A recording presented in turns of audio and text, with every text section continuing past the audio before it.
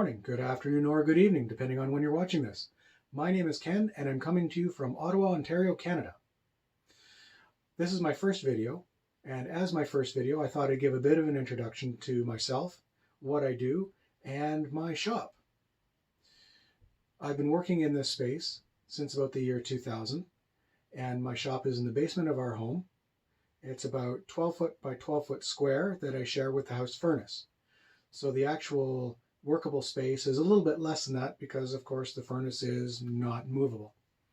Because my shop is not all that large, my projects have to be relatively small.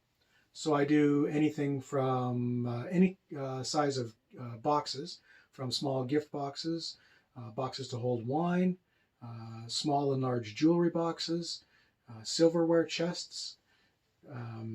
I've done a good-sized hope chest for somebody. So different boxes of different sizes. I also do tables, kitchen tables, dining room tables, coffee tables, end tables of different sizes, mirror frames, picture frames. I've refinished an old wooden window that we made into a mirror as well. And I have done kitchen refacing, so new cupboard doors and drawer fronts. I have done a king-size bed and a couple of large bookcases out of this shop, but it is pretty tight in here. In fact, I have to do the assembly for something that size out in a different room. Like I say, I thought I'd give a bit of a shop tour as part of my first video. If you're anything like me, I love getting tours of other people's shops, big and small, to see how they work in that space, how they configure that space to work best for them, their shop jigs and fixtures, cabinets, and how they've laid out their shop to work best for them. So I thought you might find it interesting to get a little bit of a tour of my shop also. So without further ado, let's take a little tour around my shop, shall we? So here we are at the foot of the stairs, looking in the door into my shop. The first thing you see right in front of you is my table saw. It's a Delta contractor saw that I've had for a number of years, and it works great.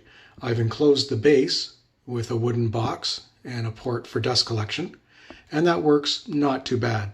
This, of course, is a table saw with the motor hanging out the back, so the back of the saw is closed in as much as I can, and it works not too bad. Beyond the saw, in the corner there, is a bit of dead space, but it's mainly used for storage, and specifically the storage of my router table. Like I said, almost everything in my shop is on casters, so I can move them around. So when I need my router table, I just bring it out from behind the corner there and use it as I need it. Then, of course, there's the furnace right there, and then next to the furnace is my bandsaw, 14-inch bandsaw, and right in front of that are a couple of litter boxes.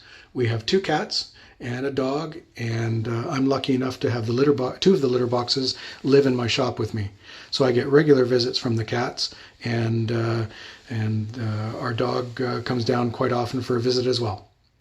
Let's move into the shop, and we'll take a little tour around once we're inside the shop.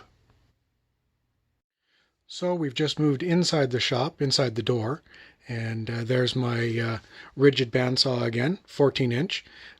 It's a good-sized bandsaw. It would be nice to have a larger one, but it gets the job done for most of the things I need.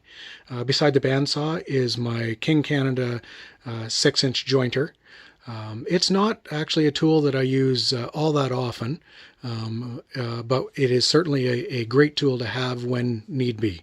An 8-inch jointer would be much more useful, but shop space, of course, is a consideration.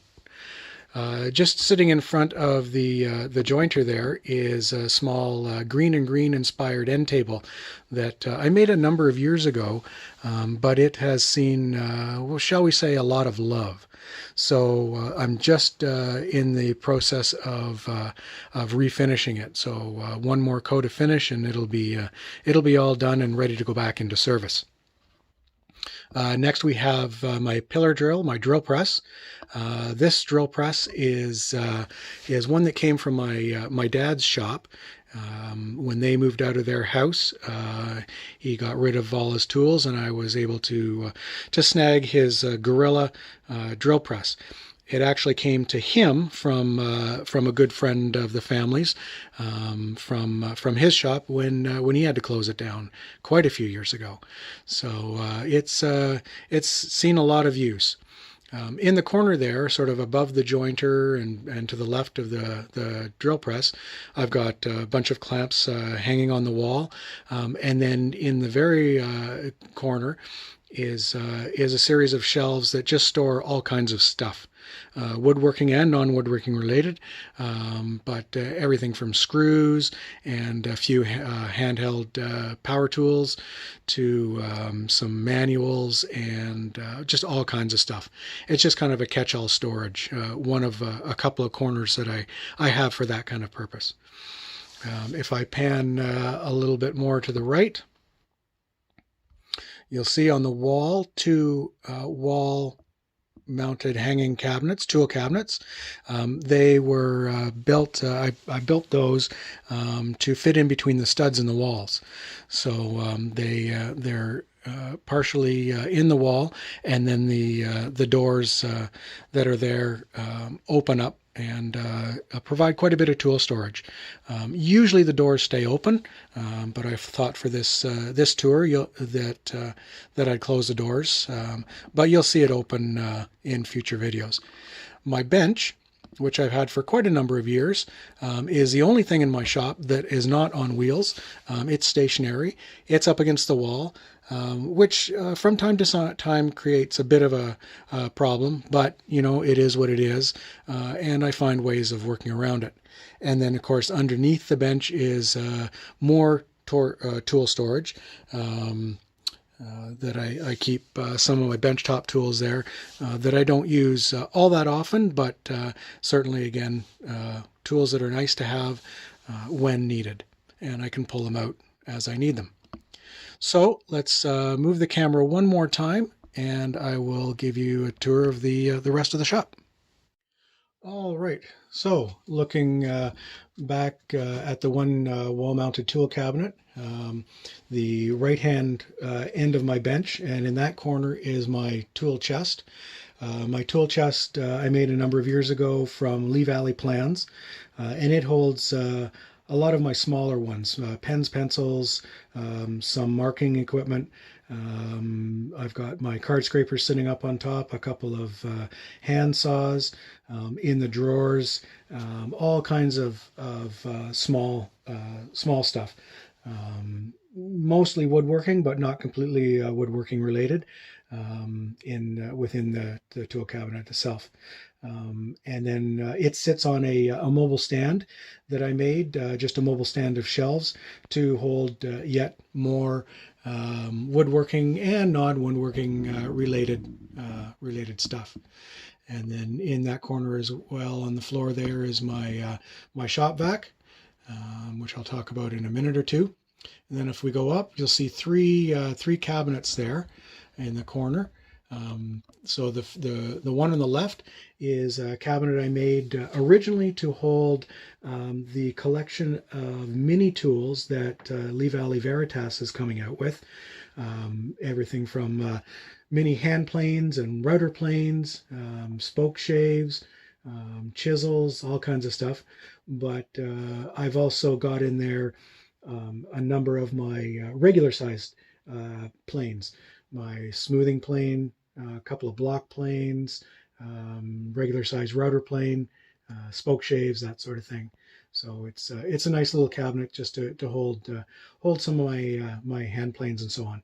The one that does not fit in there, sitting up above, is my Lee Valley bevel up jack plane, and it doesn't quite fit in the cabinet, so it sits up on top. Beside the plane cabinet is a router bit set that I got from one of the big box stores a number of years ago, and it was a good set to have. It was, I believe, it was on sale when I bought it, and it's got I think pretty much all the bits that or all the basic bits anyway that one would need. And I've used, I think, almost all of them, and have had to replace a number of them as the years have gone by. The little box to the right of that is where I hold my sharpening stones. I use the diamond stones, and so I have 4 grits of diamond stones, as well as the oil and the my honing guides that live in there. And then I've got some more clamps hanging on the from the ceiling.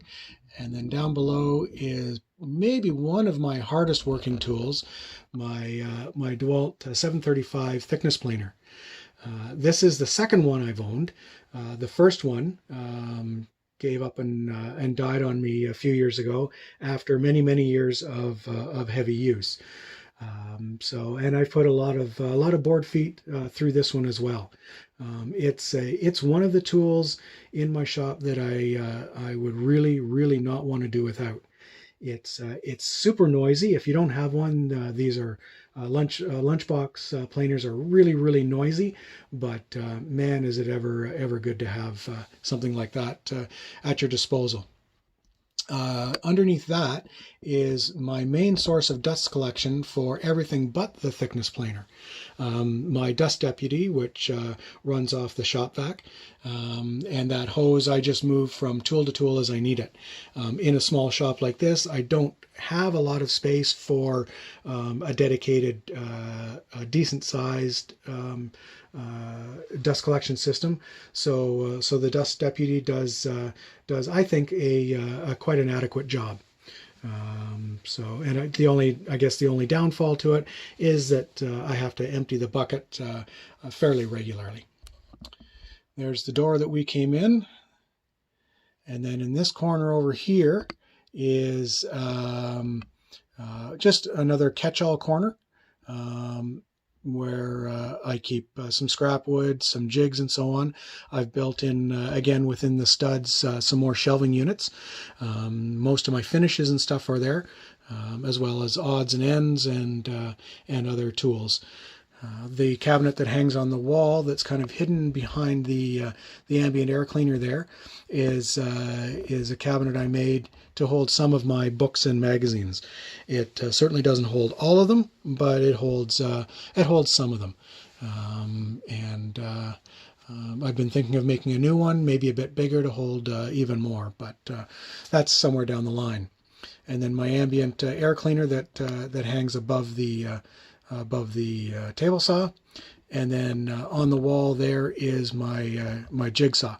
It's a tool, again, that I don't use all that often, but when it's needed, it's certainly a nice tool to have. So I've just put it on a board, and it just hangs up on the wall there. Well, there you have it, a little tour of my shop. Like I say, it's not very big, but for me, it gets the job done, and it's a space that I have to work with. Thank you for watching. This was my first video.